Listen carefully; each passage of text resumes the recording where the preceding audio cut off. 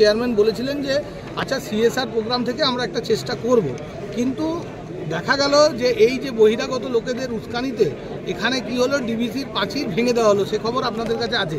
এবং পরবর্তীকালে যখন চেয়ারম্যান সাহেব বলেন যে না এই ব্যাপারে আর আমার কোনো হস্তক্ষেপ নেই, আমি আর কোনো হস্তক্ষেপের মধ্যে করতে পারি না, এবং ডিবিসি কর্তৃপক্ষ একদম পরিষ্কার বলে দিয়েছে এবং আইন বলছে, উনি বলে দিয়েছেন যে আইন বলছে যে এই বিষয়ে পুনর্বাসন করার কোনো ক্ষমতা আইনে নেই। তাহলে কোথা থেকে করবেন? কোনো রাজনৈতিক নেতা বললেই তার হবে না, আইন তৈরি করতে পারে না। যে সমস্ত রাজনৈতিক নেতা এখানে এসে বাজার গরম করছেন, তারা বিধানসভায় আছেন, তারা সংসদে আছেন, তারা বিধানসভা এবং সংসদে আইন পাস করে নিয়ে আসুন। আইন পাস করলেই তো সমস্যা মিটে যাবে। তো সেটা না করে এখানে হাওয়া গরম করে তো লাভ হবে না। আরেকটা জিনিস হচ্ছে যে দেখুন, জবরদখলকারীদের বিরুদ্ধে বাংলার মুখ্যমন্ত্রীর স্ট্যান্ড কিন্তু পরিষ্কার যে কোনো সরকারি জমিতে জবরদখলকারী থাকবে না। আমরা তো সেইটাকেই আগে নিয়ে চলছি, কিন্তু কোনো এক অজ্ঞাত কারণে প্রশাসনের লোকেরা সেই মুখ্যমন্ত্রীর কথাকেও গুরুত্ব দিচ্ছেন না, যে কারণে কালকে যে বিশৃঙ্খলা তৈরি হলো, সেই বিশৃঙ্খলা তৈরি হলো কীভাবে? আপনারা গিয়ে ঘুরে দেখুন, এলাকায় 80% লোক সরে গেছে বা তারা তাদের ঘর খুলে নিচ্ছে। কালকের ঘটনাতে বলা হয়েছিল যে আমাদেরকে আরও কয়েকটা দিন সময় দেওয়া হোক, তারা কেউ বলেনি, পুনর্বাসনের দাবি করেনি, একমাত্র বহিরাগতরা নেতা হতে চেষ্টা করছে এবং তারাই এই পুনর্বাসনের দাবি তুলছে। তাদের কোনো পুনর্বাসনের দাবি নেই, তারা ঘর খুলে নিয়েছে, তাদের ঘর খুলে নিচ্ছে, কিন্তু যখন কেউ আশা দেবে, কেউ পয়সা নিচ্ছে, বলছে আমি আশা দেবো, আশা দিচ্ছে, এই যে আশাতে চাষা বাড়ছে, এর বাইরে কিছু হচ্ছে না। আর এই যে বহিরাগতদের বিরুদ্ধে অভিযোগ করছে, এক্ষেত্রে কি কত আশঙ্কা আছে বারবার এরকম ডিস্টারবেন্স হলে এখানে? না, আশঙ্কা তো আছেই। দেখুন, আশঙ্কা তো আছেই। গোটা দুর্গাপুরের দুটো ব্যাকবোন, একটা হচ্ছে ডিএসপি, একটা হচ্ছে ডিবিসি।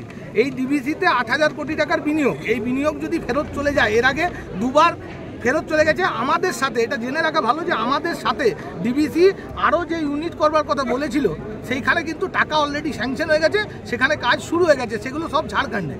আর ডিবিসির কাছে অপশন আছে, কিন্তু আমাদের গ্রামবাসী এবং এখানের এলাকাবাসীর কাছে এই ফ্যাক্টরি ছাড়া আর কি অপশন আছে? কোনো অপশন নেই। তাই জন্য আমাদেরকে রাস্তায় নামে আন্দোলন করতে হচ্ছে, রাস্তায় নামে প্রতিবাদ করতে হচ্ছে এবং প্রতিরোধ করতে হচ্ছে। আমরা প্রশাসনের কাছে বারবার হাত জোড় করে অনুরোধ করেছিলাম যে এই যে গতিটা, একটা গতি পেতে হবে, তো সেই গতিটাকে কোনো অজ্ঞাত কারণে এটাকে রুখে দেওয়া হচ্ছে।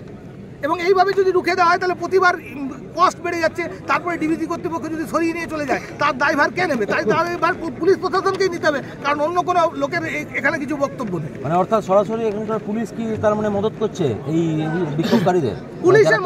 পুলিশের সামনে তো, পুলিশকে বাইরে থেকে কোনো লোক যদি এখানে আসছে, তাহলে সেই লোক এসে উস্কানিমূলক বক্তব্য দিচ্ছে, পুলিশ তাকে রেস্টেন করছে না কেন? পুলিশের বক্তব্য হচ্ছে তাকে রেস্টেন করা যায় না, ভারতবর্ষের আইন বলে দিয়েছে যে যেখানে খুশি যেতে পারবে। তার মানে কি ভারতবর্ষের আইন এটা বলে দিয়েছে যে আমি বোম নিয়ে অন্য কোথাও যেতে পারবো, আমি অন্য কোথাও লোককে উস্কাতে পারবো, আমি এখান থেকে ভারত বিরোধী কথা বলতে পারবো? এখানে যা বলছে সেটা হচ্ছে এলাকা বিরোধী কথা, দুর্গাপুর বিরোধী কথা এবং দুর্গাপুরের উন্নয়নের বিরুদ্ধে এই সমস্ত কথাবার্তা। এই সমস্ত কথাবার্তাকে খণ্ডন করা উচিত। আপনারা কারখানা চাইছেন? তাহলে আমরা সবসময় কারখানার পক্ষে। আমরা কারখানা না হলে আপনাদের মাধ্যমে আমরা জানাতে চাই, বহিরাগতকে কি গ্রেফতারি চাইছেন? আমরা তো চাইছি গ্রেফতারি, তাকে গ্রেফতারি করুক, রেস্ট্রেন করুক, আইনে যা প্রভিশন আছে তাই করুক। কিন্তু আপনারা ঘুরে দেখুন, এখানে কোনো রকমের কোনো ঝামেলা নেই, কেউ কোনো রকমের পুনর্বাসনের দাবি নেই, সবাই জায়গা নিজের খুলে নিয়েছে। কিন্তু কালকে এসে উনি কোথা থেকে এসে কালকে একটা ঘটনার চেষ্টা করলেন। সুব্রত মুখার্জি।